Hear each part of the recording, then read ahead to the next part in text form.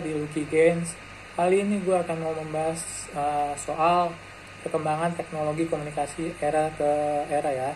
Dosen pembimbingnya adalah Patri Okta Sulfa Kimiawan MI.com. NIM gue adalah 1101 2007. Ini aku akan mau menjelaskan pengertian tentang teknologi komunikasi.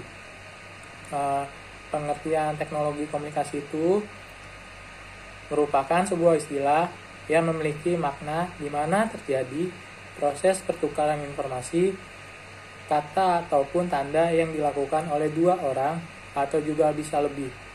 Nah, proses tersebut atau proses komunikasi dapat dilakukan dengan cara ada dua nih, non-verbal sama verbal.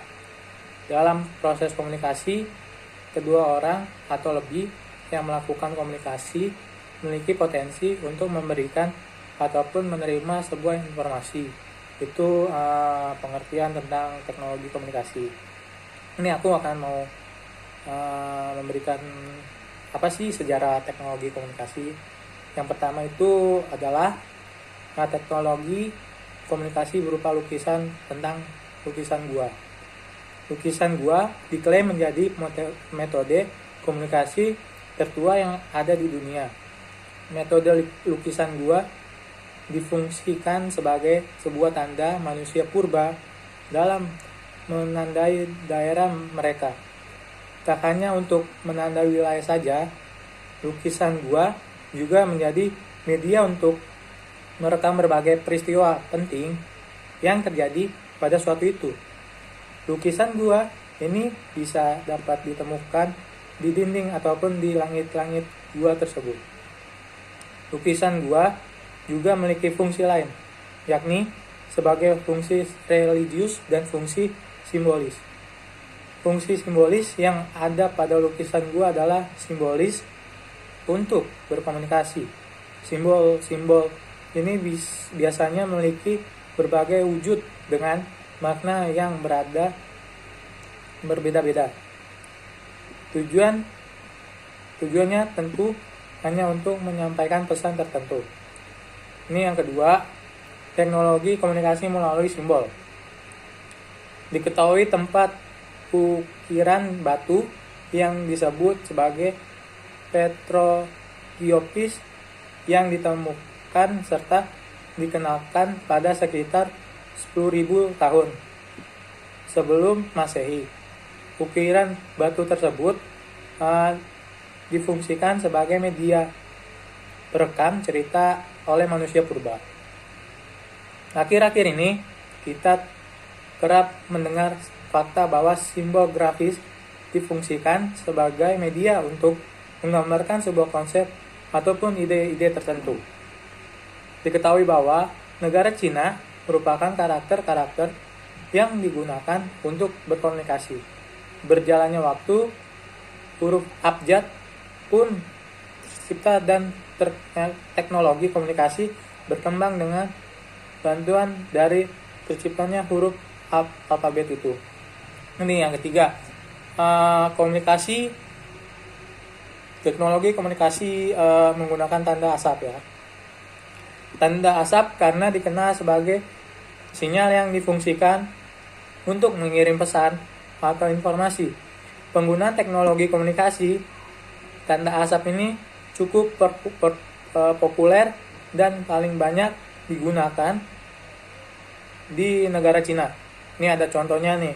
Penggunaan adalah ketika seorang penjaga melepaskan sinyal tersebut ke udara, asap akan diartikan sebagai sebuah pesan yang menunjuk ke tembok besar di Cina. Ada pula seorang sejarawan asal Yunani yang menggunakan sinyal ini untuk menggantikan huruf alfabet itu. Yang keempat, teknologi komunikasi merpati. Ini yang keempat nih. Burung merpati sangat populer karena mereka mengetahui arah kemana mereka terbang. Arah menuju ke rumah mereka, bahkan setelah mereka melalui perjalanan yang panjang dan jauh. Orang-orang menggunakan merpati sebagai pengirim pesan. Mereka biasanya akan meletakkan suatu huruf yang berukuran kecil di leher merpati tersebut dengan harapan bahwa merpati itu akan sampai ke penerima. Merpati memiliki peranan penting dalam perkembangan teknologi komunikasi ini. Aku kasih sampai pengertian macam-macam teknologi komunikasi itu 6 ya. Yang kelima, teknologi komunikasi sistem pos. Sebuah berkembangnya zaman, manusia semakin sadar untuk menghentikan penggunaan merpati sebagai pengirim pesan dan beralih dengan menggunakan jalur kurir.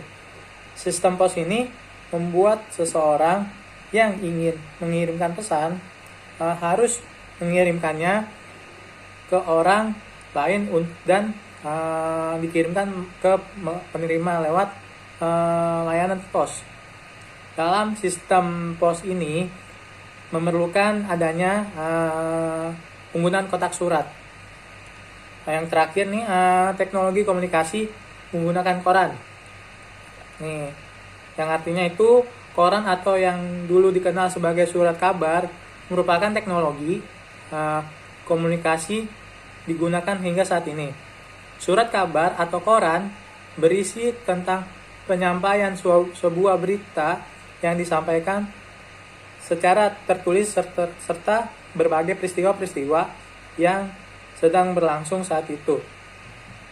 Surat kabar sendiri memiliki ada dua jenis surat kabar, yakni surat kabar nasional dan surat kabar internasional. Ini ada jenis-jenis surat kabar yang diterbitkan secara bergantung pada berita apa yang terkandung di dalamnya. Surat kabar sendiri dikenal sebagai sangat mengambil alih perhatian masyarakat dan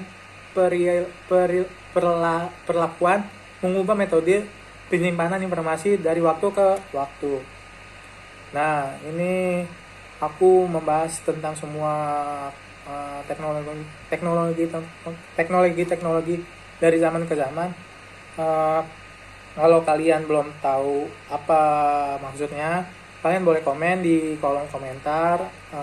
Jangan lupa like, subscribe di channel aku supaya aku bisa mengupload ke YouTube aku dengan baik dan benar. Dan jangan lupa like dan komen ya. Thank you then and next video. Bye bye. God bless you.